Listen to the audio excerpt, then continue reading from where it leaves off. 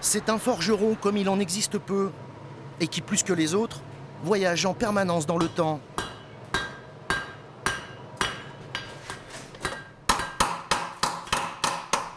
D'ailleurs, dans l'atelier de Loïc Delval, comme à chaque veille de tournoi, ils sont plusieurs à battre le fer, à réparer, à débosseler des armures qui semblent avoir survécu au Moyen-Âge.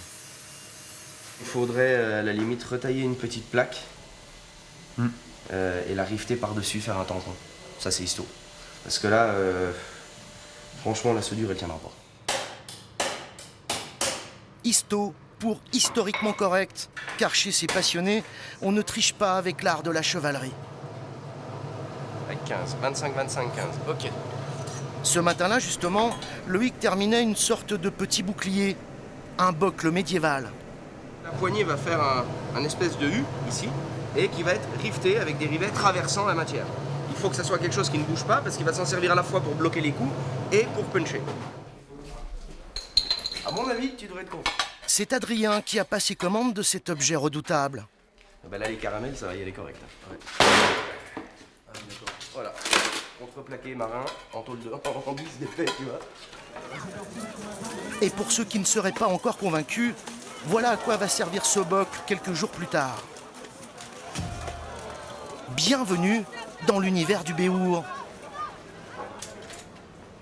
Dans ce hameau du Haut-Jura, on forge aussi des combattants, des spécialistes du fauchon et de la hache, qui portent de vraies armures, utilisent de vraies armes, qui ne sont toutefois pas tranchantes. Le plus embêtant, c'est si on prend trop de masse. Si jamais on en perd un peu, c'est pas bien grave. L'armure, elle est toujours adaptée. Dans le civil, ces chevaliers sont techniciens, paysagistes ou futurs apiculteurs, comme Damien. Ça fait pas mal d'années que je fais des sports de combat. Et puis le Béour s'est présenté à moi comme ça. Et ça m'a plu, tout simplement. Et je suis resté. Et le casque là, ça pèse combien? 7 kg 760 pour le mien. Et en équipement total, là, combien de kilos? Avec le fauchon et le bocle, grosso modo 35 kg. Le Béour a été inventé par les Russes il y a quelques années. Mais si la greffe a pris dans le Jura, c'est qu'il y a eu ici quelques pionniers. C'est mon vieux maître d'armes et maître de forge qui m'a filé le virus quand j'avais 7, 8, 9 ans. La première fois que je l'ai vu porter une armure, manier une épée, puis ensuite à l'atelier, fabriquer les épées, fabriquer les armures, c'était Bernard Crotty, le fondateur des Chelets de Franche-Comté.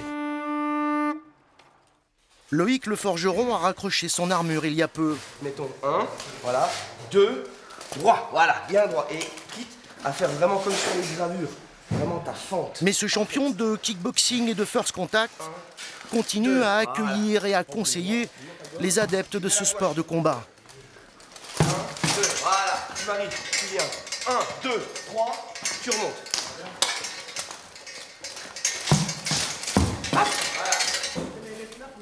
Sa forge est même devenue le territoire des aigles séquanes, les Aquila Sequania, l'une des équipes sans doute les plus redoutées de ce sport hors norme.